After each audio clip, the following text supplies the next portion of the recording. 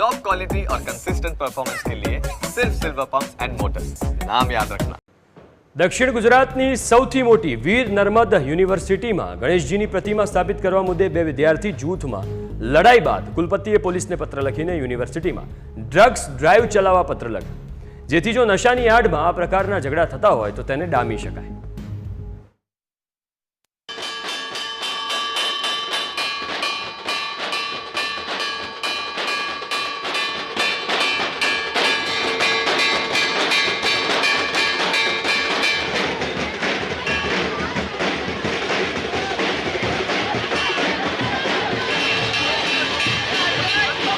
વિઘ્નહર્તાનો તહેવાર આવતા જ યુવાના હૈયાઓમાં થનગનાટ જોવા મળે છે। ઠેર ઠેર શ્રીજીની પ્રતિમાની સ્થાપના થઈ રહી છે, ત્યારે દક્ષિણ ગુજરાતની સૌથી મોટી ગણાતી વીર નર્મદ દક્ષિણ ગુજરાત યુનિવર્સિટીમાં પણ વિઘ્નહર્તાની પ્રતિમાનું ધૂમધામથી સ્વાગત કરવામાં આવ્યું। યુનિવર્સિટીના વિદ્યાર્થીઓએ ગણેશજીનું હર્ષોલ્લાસથી સ્વાગત કર્યું હતું, પરંતુ બીજી તરફ યુનિવર્સિટીના બે વિદ્યાર્થીઓના જૂથે વિઘ્નહર્તાની સ્થાપનામાં વિઘ્ન નાખ્યું હતું। યુનિવર્સિટી તરફથી શ્રીજીની પ્રતિમા સ્થાપિત કરવા માટે એમ્ફી થિયેટરની જગ્યા ફાળવણી કરવામાં આવી હતી, પરંતુ જગ્યાને લઈ વિદ્યાર્થીઓના બે જૂથ આમને સામને આવી ગયા હતા અને વર્ચસ્વની લડાઈ થતા યુનિવર્સિટી કુરુક્ષેત્રનું મેદાન બન્યું હતું। આ પહેલા પણ વિઘ્નહર્તાની સ્થાપનાને લઈને ફંડ ઉઘરાવવા બાબતે વિવાદ છેડાયો હતો, ત્યારે હવે ફરી એકવાર વિદ્યાના મંદિરમાં શાંતિ ડહોળાતા યુનિવર્સિટી સત્તાધીશોને પોલીસ બોલાવવાની ફરજ પડી હતી અને બીજી તરફ યુનિવર્સિટીના કુલપતિ ડોક્ટર કિશોરસિંહ ચાવડાએ પોલીસને પત્ર લખી યુનિવર્સિટીમાં ડ્રગ્સ ડ્રાઈવ ચલાવવા માટે માંગ કરી છે।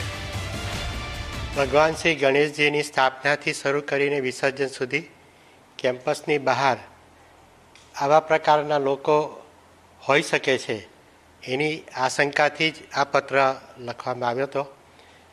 જે રીતે આલ્કોહોલ ડ્રાઈવ હોય, ટ્રાફિક ડ્રાઈવ હોય, તેમ ડ્રગ અવેરનેસના ભાગરૂપે આ એક નાનો પ્રયાસ કરવામાં આવ્યો છે કે જેથી વિદ્યાર્થીઓ કે વ્યક્તિઓ કેમ્પસની બહાર આ પ્રકારના લોકો આવતા અટકે, એ માટે આ એક પ્રયત્ન કરવાના ભાગરૂપે કેમ્પસની અંદર આ ઉત્સવો દરમિયાન તમામ પ્રકારના ચેકિંગો પણ શરૂ કરવામાં આવ્યા છે કે જેથી આ ઉત્સવો દરમિયાન કોઈ અપ્રિય ઘટના ન બને।